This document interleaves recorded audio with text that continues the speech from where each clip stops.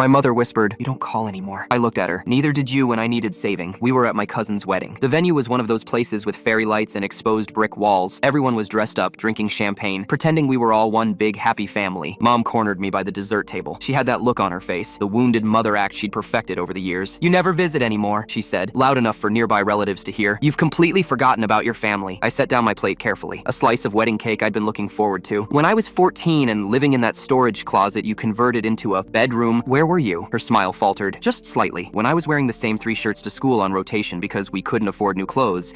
But somehow you had money for wine every week and nail appointments twice a month. Where were you then?" "Gabriel, that's not fair. I was doing my best." "Your best?" I kept my voice level, calm. "When I got that full scholarship to State University, the one that would have paid for everything, and you told me not to go because family stays close. What were you really saying?" She opened her mouth, closed it. "You were saying stay close so I could keep babysitting your boyfriend's kids for free every weekend. Stay close so I could keep fixing the car you kept wrecking. Stay close so you'd have someone to borrow money from." Aunt Patricia had stopped talking to Uncle Jim. They were both watching now. I moved out at 18 with $200 in my pocket and a duffel bag full of clothes that didn't fit anymore. You didn't call to check if I was alive for 6 months. "I was going through things," she whispered. "The breakup with Marcus was hard." "You're always going through things, Mom. You've been going through things my entire life." Meanwhile, I was sleeping on my friend's couch, working 2 jobs, putting myself through community college. Her eyes were getting wet. The performance was starting. "Do you know what I ate most days that first year? Ramen, plain rice, whatever the food bank had, because every dollar I made went to tuition and rent. You never told me you were struggling. I called you 3 times. You never answered. The 4th time, you picked up and asked if I could lend you money for your electric bill." She looked around desperately, like someone might rescue her from this conversation. "I'm going through things now, Mom. Important things. I'm getting married next month. Did you know that?" Her expression changed, a flicker of hope. "You're getting married?" "Yeah. Her name's Sarah. She's amazing. We've been together for 2 years, but you wouldn't know that because you never asked. You never asked about my job, my life, my apartment. You just assumed I'd send you an invitation because that's what good sons do, right?" "Gabriel, please." I pulled an envelope from my inside jacket pocket. Her face brightened immediately. She thought it was the invitation. I could see her already planning what dress she'd wear, how she'd tell everyone about her successful son. I handed it to her. She opened it carefully. Her hands were shaking a little. "It wasn't an invitation. It's from my therapist," I said quietly. "A bill. For all the sessions I needed to unpack what you did, what you didn't do. The years of feeling like I wasn't good enough because you never showed up." She stared at the paper. $200. That's what it cost to learn that her neglect wasn't my fault. "I'm not asking you to pay it, Mom. I already did. I'm showing it to you so you understand something." I leaned in closer. "You don't get to play the loving, concerned mother now that I'm successful. You don't get to tell relatives I've abandoned you when you abandoned me first. And you definitely don't get to make me feel guilty for protecting my peace." Her makeup was running now. Real tears this time, not the performance kind. "I hope the rest of your night is nice," I said. "The chicken looks good." I walked away, back toward the other side of the reception where my fiancé was waiting with a concerned look on her face. Mom didn't follow me. She just stood there by the dessert table, holding that therapist's bill, while Aunt Patricia pretended not to stare. Sometimes the best revenge isn't elaborate. It's just telling the truth in front of everyone who believed her lies.